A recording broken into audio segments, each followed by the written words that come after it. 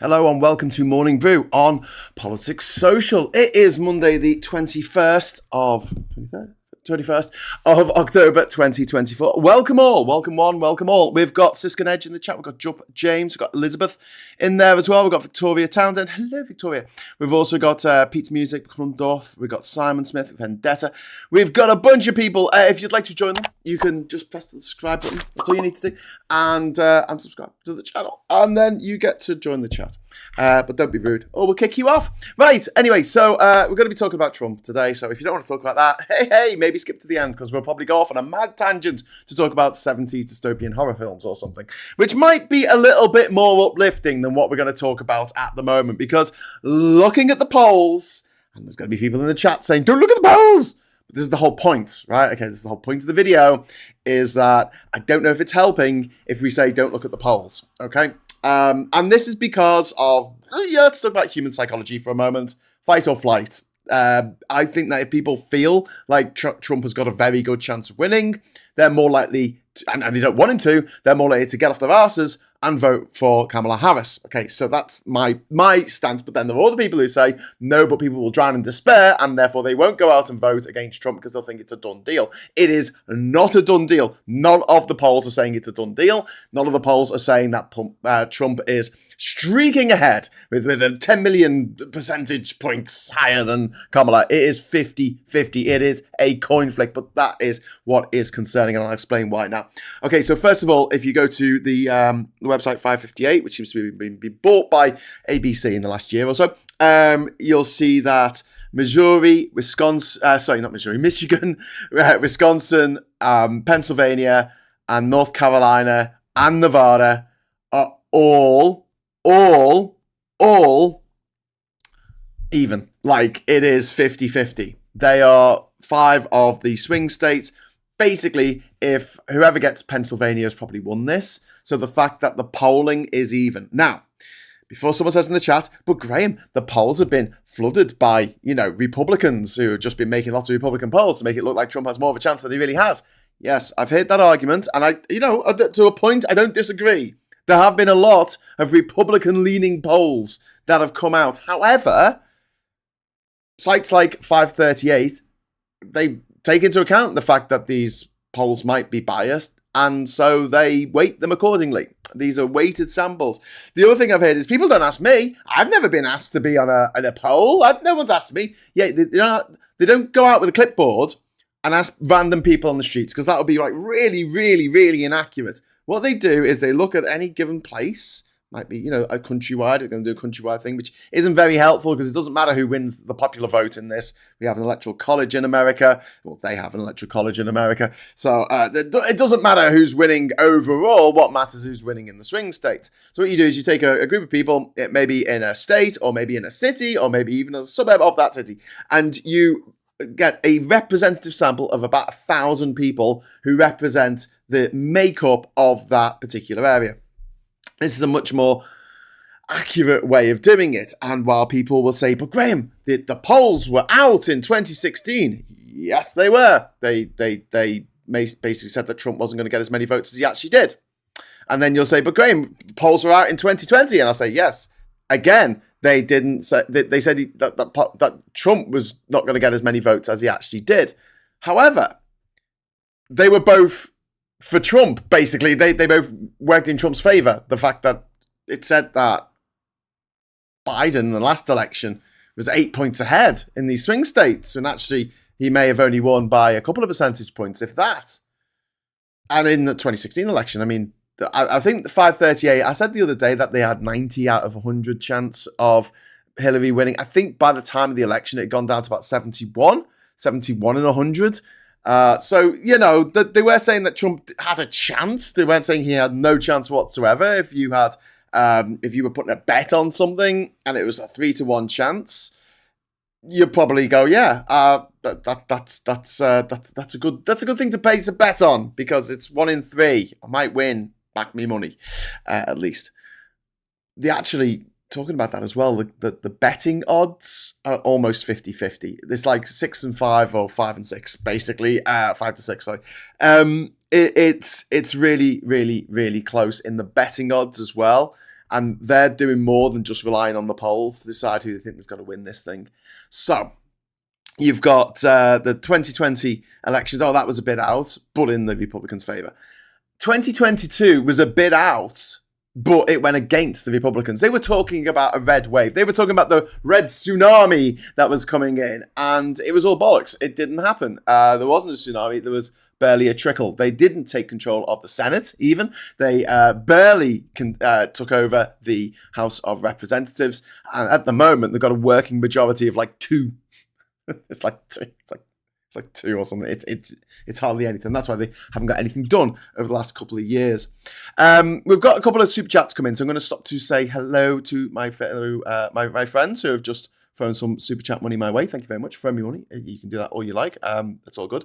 Patrick McCarthy says Moldova votes to join the EU by 50.18%. So that'll do. Yeah, considering the Russians spent millions on getting the vote the other way, I'm quite surprised that they got it through. It should have gone through by about 60-40, but the Russians have been interfering, as they do. There are people coming to, you don't know about this, but there are people coming to Moldova from Russia via like Istanbul and coming in with just money, just shitloads of money. And they kept noticing these Russians coming in with like loads of cash, and they were like, a bit weird, isn't it? Why are these Russians coming in with loads of cash?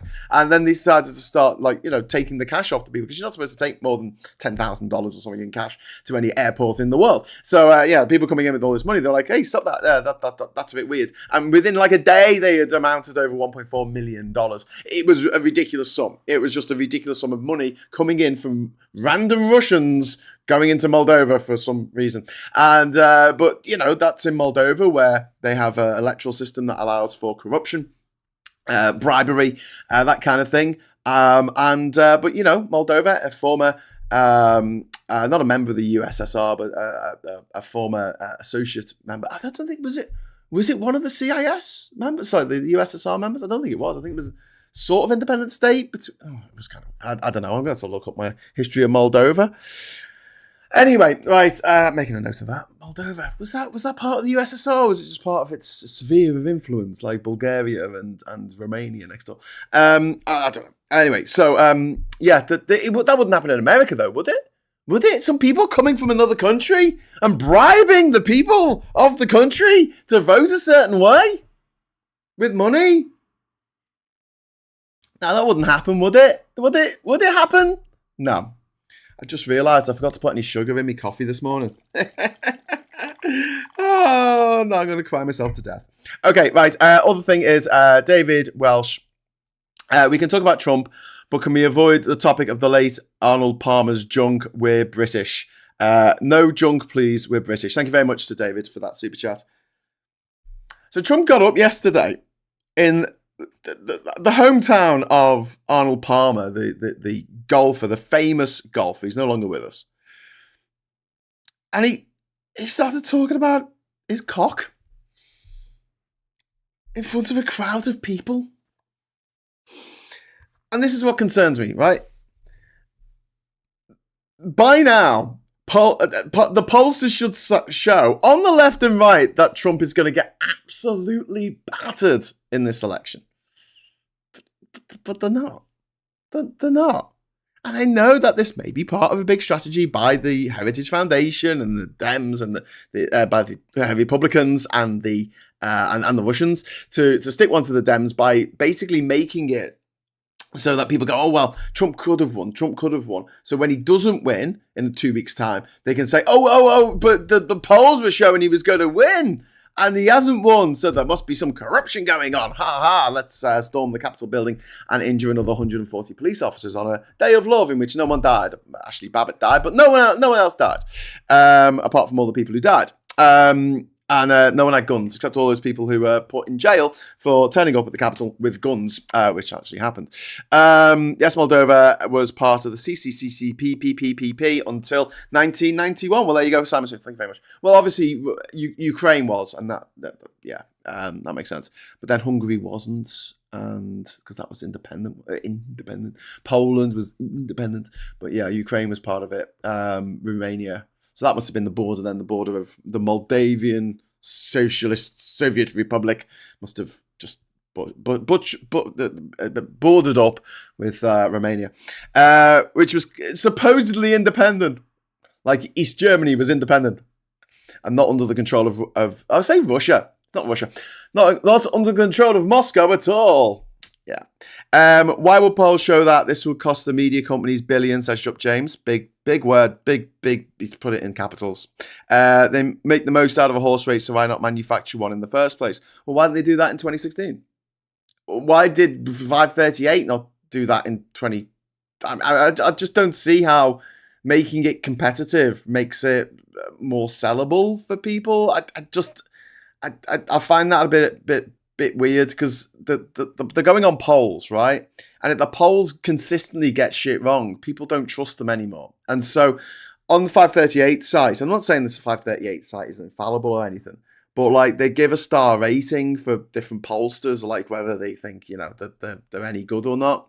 But even these very biased polling people, perhaps, whatever, are still giving them 50-50. It's still very, very close. And I don't see where they're, if that's not true and Kamala blows Donald Trump out of the water, I don't see how it would benefit that polling company to put out bullshit polls before the election. And don't forget, in the UK election, the polls were very, very accurate, saying that the Tories were going to get absolutely wiped out. In 2022, the polls were actually quite accurate. The Republicans went on about this red wave a lot and said, oh, this is definitely going to happen.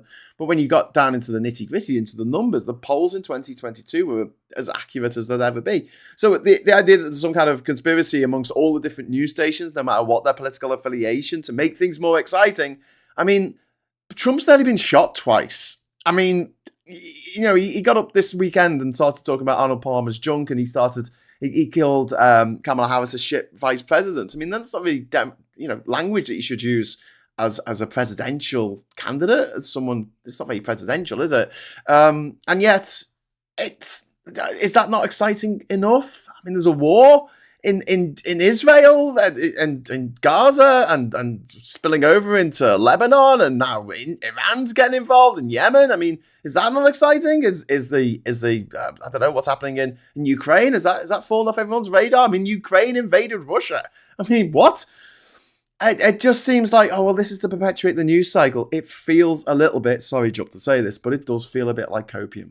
It does feel a bit like our side is now doing what we accuse the other side of doing all the time, which is taking a bad news story for us and trying to go, well, you think about it a little bit. Here's what's really going on.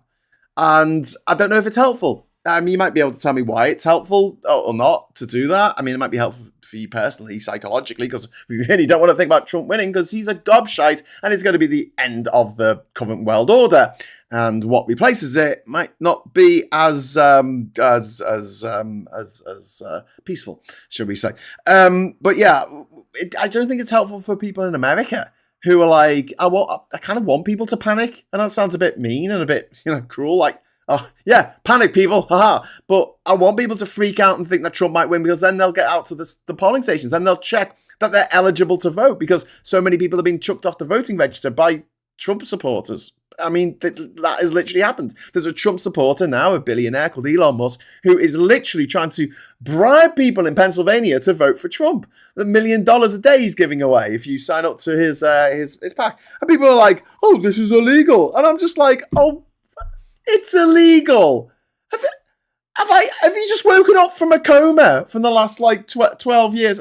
What do you mean it's illegal? I'm sure technically it is. But do you think Elon Musk is going to have to give that money, to take that money back? Do you think he's going to go to court or go to jail for this? You sweet summer child.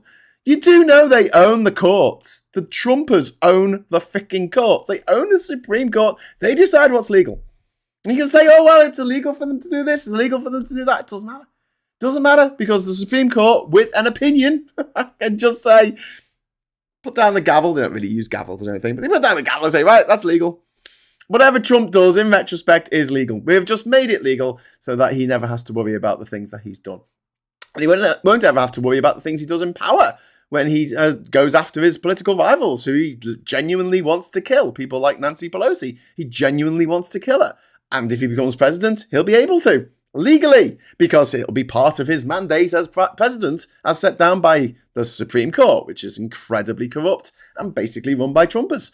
So, yeah, people go, oh, well, it's illegal. I'm like, okay, good luck with that. Bit like proroguing Parliament was illegal, wasn't? No, it was unlawful, Graham. Oh, okay, that's a different thing. Yeah, it's a different thing. So what do you want? Do you want people to think, it's a done deal? No way will Trump win. I'm just going to stay at home 2 weeks tomorrow. I'm just going to stay home. I can't be arsed voting. What's the point? It's a done deal. I really don't want people thinking that. I want people thinking that it is. And maybe this is because I make more money by things being exciting. I mean, we've taken £7 and that was euros. We're taking £6 in Super Chat this morning. So, I'm in the money, very much so. But I just don't see how it really helps the Trump campaign for Democrats to panic and all get out and vote Democrat, or independent voters to get out and vote independent. And I don't know. Right, so I'm going to jump into the chat now. I'm probably going to get loads of shit in the chat, but let's go for it. Why is the green screening on this is crap? I'm going to move my hand. I always feel like I'm in a 1970s Superman film or something. Really, really bad blue screening effects. Alan Barker says Palmer's daughter in 2016, her dad was anti-Trump and he would have thought this cringeworthy. I think everyone thought it was cringeworthy. It was worthy of cringing. Cameron is a liar. He said that the EU referendum for democracy, but also called it for party management. It did. Trump, weird attempt to appeal to women voters. Well, the thing is, there are millions of women who are going to vote for Trump. They don't care that he is a rapist. They don't care that he rapes women. And that he's going to make it so that, like in Texas, where you have to have your rapist's baby, he's going to make that the law across America. That if your daughter or your wife or yourself, someone that you know and love, are raped and you become pregnant, you have to have the rapist's baby by law. Unless you leave the country. So if you're very rich, if you're one of Elon Musk's brood, like the few that he still talks to, I think, you'll be able to leave the country and go for an abortion in another country. You'll be able to fly to Europe and have an abortion. But then again, they're talking about having tracking people's women's periods. Okay, well, I should say people's periods as well. Trans men have periods too. But yeah, people's periods. Like, how any woman can look at that and go, yeah, I want the rapist who wants rape gangs to exist that go around trying to breed. That's a horrible word to use. This is the dystopian future that the Republicans want. This is anyone votes for Trump wants rape gangs to go around America forcing women to have their babies by law. And there's literally going to be nothing that the federal governments or the state governments are going to be able to do about it. Well, the federal government will be put into effect under Trump. I like Mikey Fammon's positivity. Mikey will hopefully be joining me tonight on stateside, so we'll be talking about this. Does McDonald's usually employ people with continence problems, or are they making an exception for Trump? Well, indeed. I mean, the guy shits himself on a regular basis, but he's still getting people voting.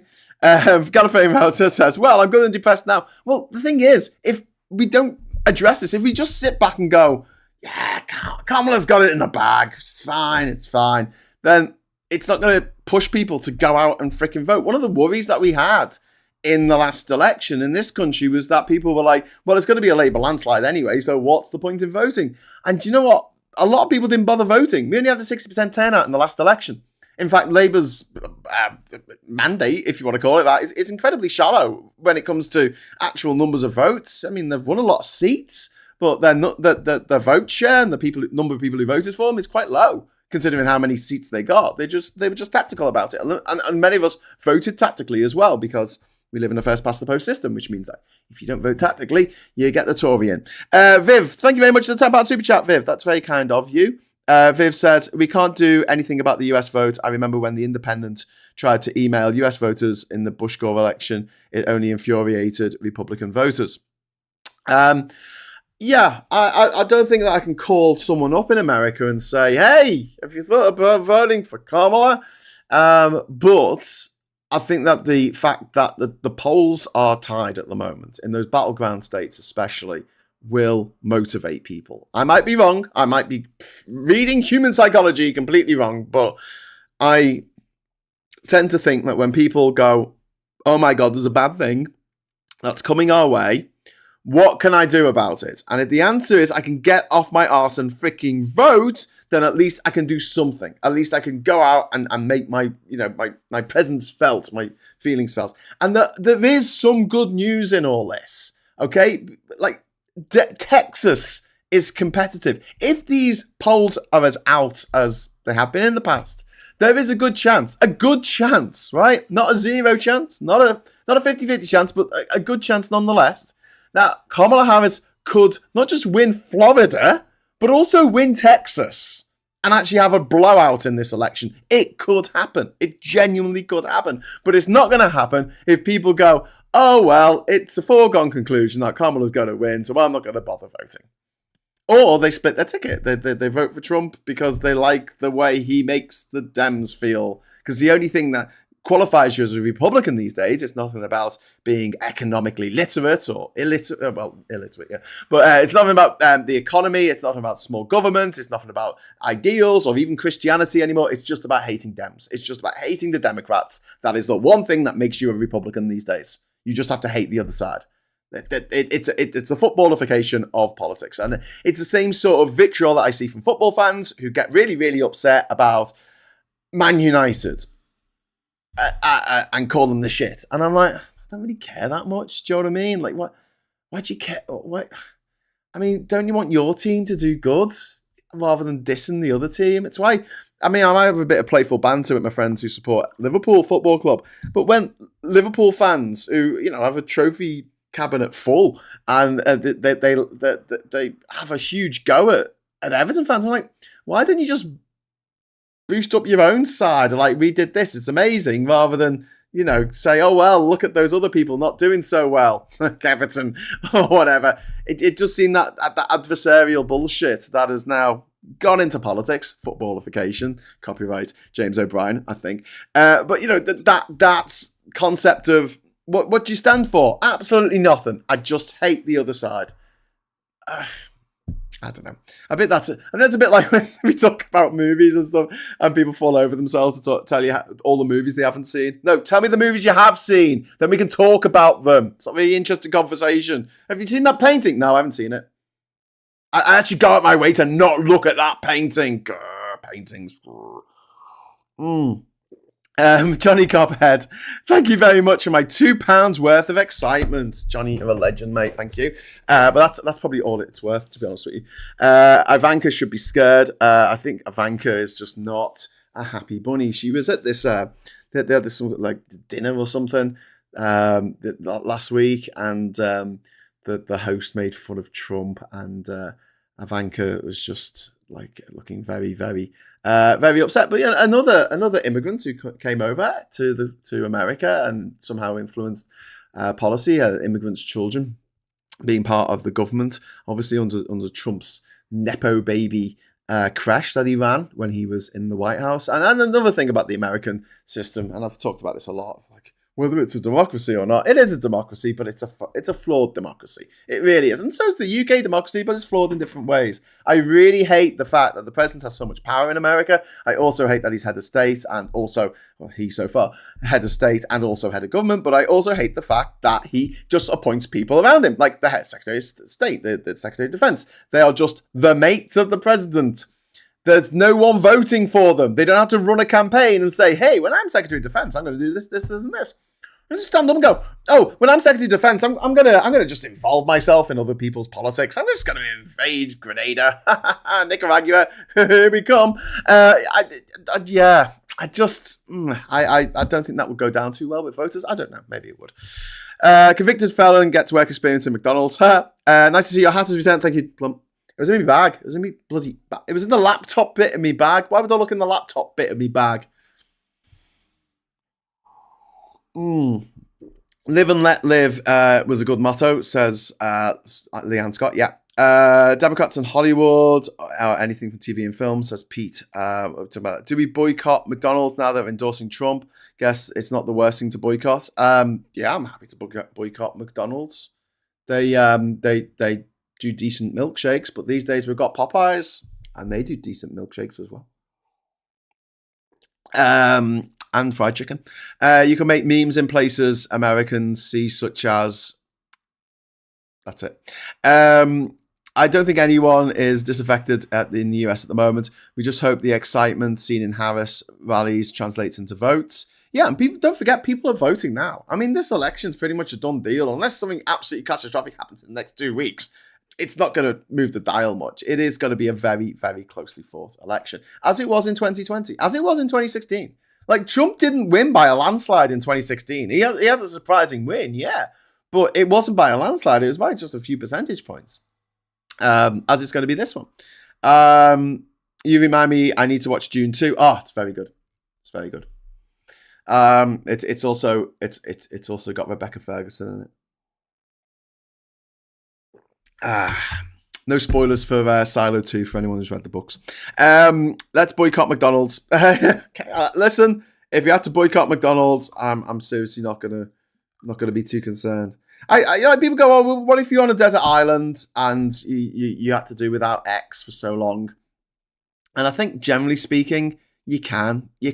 One thing that bothered me, just like the guy from Treasure Island, when I was on my island, was the lack of cheese. Like, because my island's off the coast of Panama.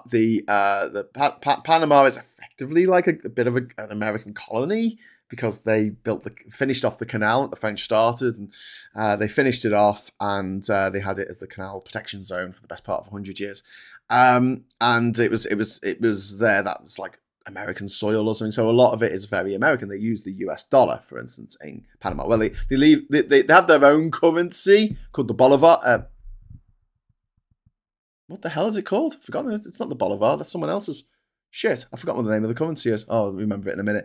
But yeah, they have their own currency, but it's pegged to the dollar. So one of their things is the same. I can't remember what it's called. Jesus, I only lived there for 3 years. But yeah, they use the US dollar, and one of the things that comes with America is there's two things that America cannot do. Right? There's probably more than that, but two in particular. They cannot, for the life of anyone, themselves, the state, the universe, they cannot make chocolate.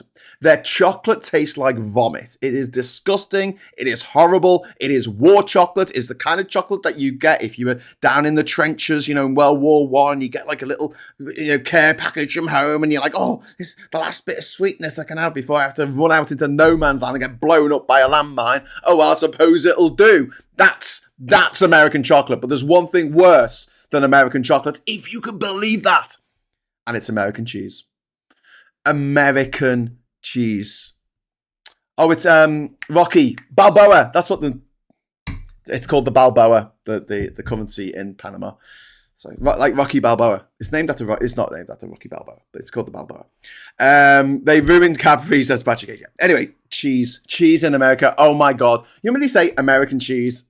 What's your first thought? Is it kind of like melted plastic on a greasy burger? Yeah, that's American cheese. Ultra processed, awful, disgusting, just not good. And so the one thing that I wanted when I was on my island was some nice cheese. But you can survive without it, You can live without it. It's all right. There's many, many things in life that you can actually live without. And I think McDonald's is definitely one of those things. You could probably go the rest of your life without having a McDonald's and not really think about it much, I think. Reprocessed plastic. American soil took on a whole new meaning when Trump started sitting on sofa protectors. Well, yeah. The Balboa, Graham says, Simon Smith. Yes, it was the Balboa. Sorry, I didn't see your message, but thank you for putting it in there. Americans cannot do cheese or biscuits properly. Nuff said, yeah, they can't do biscuits either. That's true. It's because they can't do chocolate. They can't do chocky bickies. They just don't know what they're doing. Hey, it's 10 o'clock. Bloody hell. That went quick. Well, it's 10:02. So I'm going to just quickly go to the papers. Very, very quickly. I don't know why. I mean, there's not anything in here that's particularly interesting. Rayner sets up council housing revolution. This is from the Times. It says budget boost for tens of thousands more homes. which is good. She's planning to double. Is it a debate or something else? Angela Rayner is planning to double council house building after winning a boost in the budget to fund tens of thousands of extra homes, which is fantastic news. And then we've got Attack of the Killer Grinches, because there's things that eat your Christmas tree or something. They've got the Daily Express there. 84% of disabled pensioners will lose winter fuel payment. Just survey that they'll probably just pulled out their arse. But that's the let's see, Express for you. Oh, why am I floating? I shouldn't be floating. I'm just going to move me so I'm not floating a little bit off. That was a bit weird. We got another super chat. Thank you very much to Ivan. Thank you, Ivan. You are awesome. Thank you. Oh, that's a subscribe button. Pressing the wrong buttons. It's early. What can I say? Thank you for the super chat. Bring back Wimpy. Much better quality of burgers, says Ivan. I think there is still a couple of Wimpies in this country. There's some Wimpies in South Africa. If you ever go to South Africa, they still have Wimpies there. Labour wants NHS passports for all patients despite privacy fears.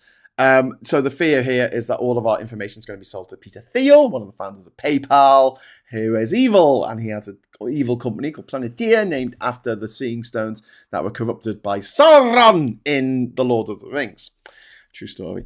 Guards are under fire, scores killed in Israeli airstrikes. That's a really awful story there where about 80 people have been killed. And they originally said like 40 people have been killed. And then the Israelis said, "Oh, you can't trust them." No. That's Hamas's estimate, but that's just way higher than actually the number of people who were killed.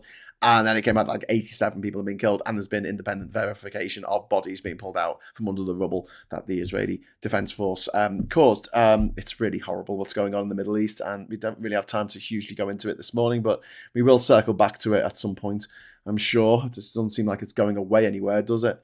Tsunami of asbestos deaths in school. This is fear-mongering in the Daily Mail of hundreds of thousands of former pupils and teachers could die of asbestosis, which isn't great. But then again, that's what we decided to build everything out of in the 20th century, because everyone who built things after the war was a dickhead.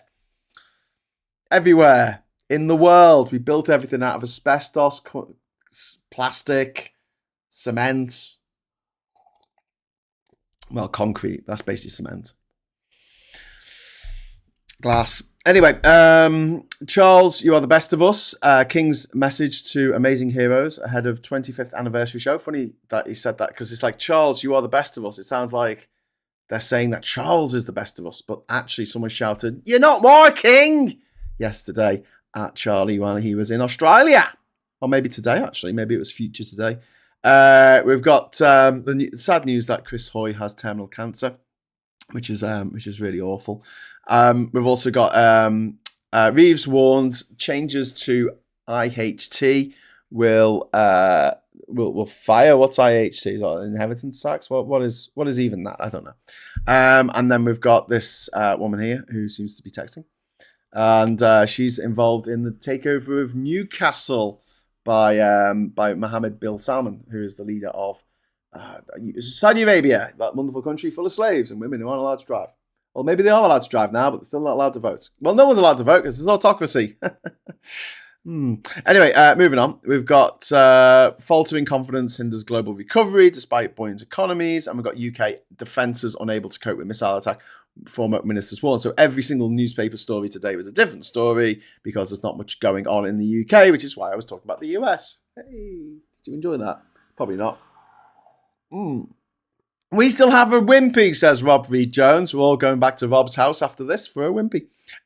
We've got Katie there saying Wimpy are very common. I think Burger King took over most of them in the 1990s.